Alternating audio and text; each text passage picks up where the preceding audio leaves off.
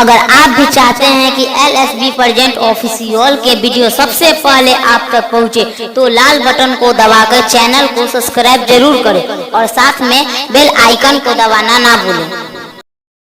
अरे भाई हाय मुस्कानवा के देखा, मुस्कानवा के काजल बियर लगा के अब फिर लवली लगा के आइलो आज सरस्वती माई के पूजा करे लागत कि सुनर बल पाइए के जाई का हो।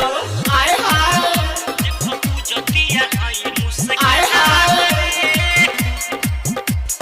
मैया के दिया जरोइले बा, फल फूल सब जुटोइले बा।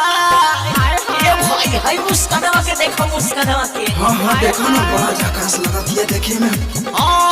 मैया के दिया जरोइले बा, फल फूल सब जुटोइले बा। इता हाथ जोड़ी के करेली सन पूजा नावा रे। अरे भाई हाय देखो मुस्कानवा पायलवा के साथ कजलियो आइल बा। बड़ा संतोष के आई ई लगाई के पूरा ध्यानवा रे, सरस्वती पूजा करे मुस्कानवा रे। ई लगाई के पूरा ध्यानवा रे, देखो पूजतिया हाय मुस्कानवा रे। हाय हाय देखो पूजतिया हाय मुस्कानवा रे, मुस्कानवा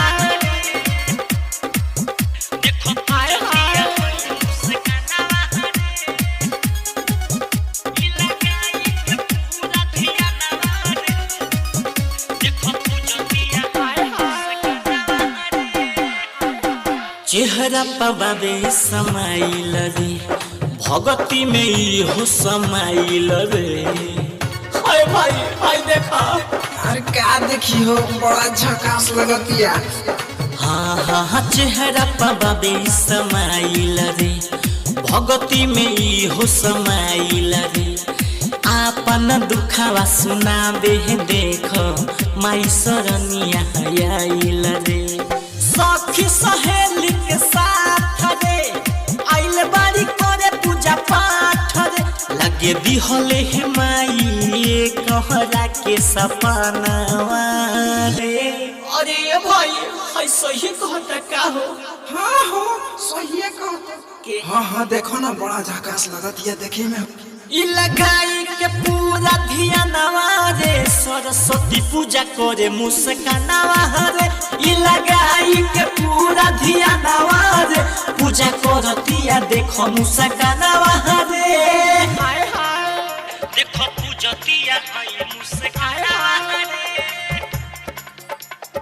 हाय हाय देखो हाय हाय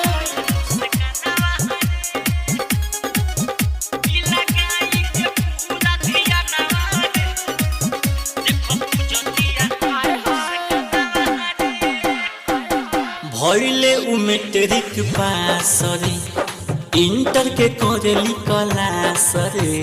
अरे भाई हाय देखो मैट्रिक पास करके इंटर भी कर दिया। हाय हाय हाँ भइले उ मैट्रिक पास रे, इंटर के करेली क्लास रे। लागे कि माई दी है एकरा दुल्हा का झकास रे। सिलधर सवारिया है गावता, अमर जिद्दी हरिया बजावता, देखो बाजहता बे सिलधर सवारिया के गानावा रे। हां भाई तू ठीक है कहता रे। चलो चलो पूजा कइल जाई। चलो हमनी लोगन की पूजा कइल जाई।